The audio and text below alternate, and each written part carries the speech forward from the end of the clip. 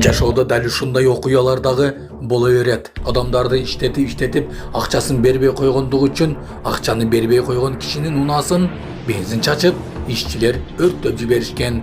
Бул окуя Москвада болгон. РИА Новостинин жазылган маалыматтарына таяна кете турган болсок, азыркы учурда тергөө иштери жүргүзүлүүдө. Жана башка жаңылыктар түрмөгө видеонун астындагы өйдө караган бармакчаны басып, биздин каналга мына минтип катталып коюңуз. Ошондо гана сиздер дүйнөлүк жаңылыктардан кабардар болуп турасыздар.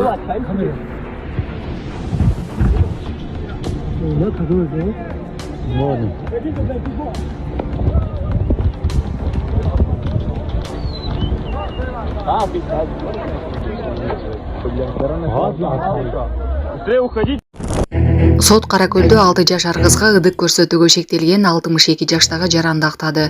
Каракөл шаарында 6 жаштагы кызга ыдык көрсөткөн деген шек менен кармалган 62 жаштагы жаран акталды. Бул тууралуу маалыматты бүгүн 8 январда Жалал Абад облустук сотунун басма сөз кызматынан ырастады.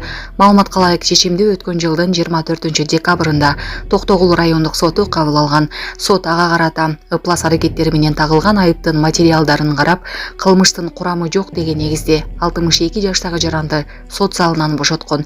Эми ал өкүм мыйзамдуу күчүнө киргенге чейин үй камагында болот. Эске салсак, былтыркы жылдын 18 апрелинде 62 жаштагы Каракөл шаарынын тургуну өспүрүмгө карата ыплас аракеттерди жасаган деген шек менен кармалган. Москва шаарында жашап жана эмгектенесизби? Медициналык кызматтар керек, бирок алар сизге кымбат жана сапатсыз сезилет. Умбем клиникалар тармагы сиздерге өз кызматтарын сунуштайт. Бүгүнкү күндүн талабына жооп берген заманбап жабдыктар менен кесипкөй дарыгерлер сиздерди күтөт. Бизде сиз стоматолог, тиш дарылоонун бардык түрлөрү, уролог, невролог, лор, терапевт, хирург, окулист, педиатр, УЗИ жана башка дарыгерлердин кеңешин алып дарылануу мүмкүнчүлүгү бар.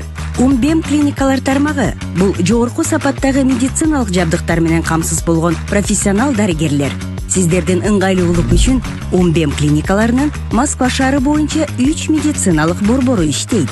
Өзүңүзгө ыңгайлуу даректи тандап медициналык кызмат алсаңыз болот. Ушул ай ичи бизге келип төмөндөгү кызматтарга арзандатуу менен медициналык кызмат алыңыздар. Ден соолугуңузга кам көрүүнү эртеңкиге калтырбаңыз. Умбем клиник Москва. Дөңгөлөк жарылып, Лейликте даф айдап бараткан айдоочу капыстан каза тапты. Бүгүн 8 январда Лейликте оор жүк ташуучу автоунаанын дөңгөлөгү жарылып, айдоочу каза болду. Бул тууралуу Баткен облустук милициясынан билдирди. Маалыматка ылайык, Разаков Ошона жолунун 330-чакырымында Жалал Абад шаарынын 42 жаштагы тургуну өзү айдап бараткан даф үлгүсүндөгү күйүүчү май ташуучу унаасын токтотуп, арткы сол жак дөңгөлөгүн текшергени бараганда дөңгөлөк жарылып кетип, ал оор абалда. Лейлик жалпы дарыгерлер практикалык борборуна жетпестен жолдо каза болгон.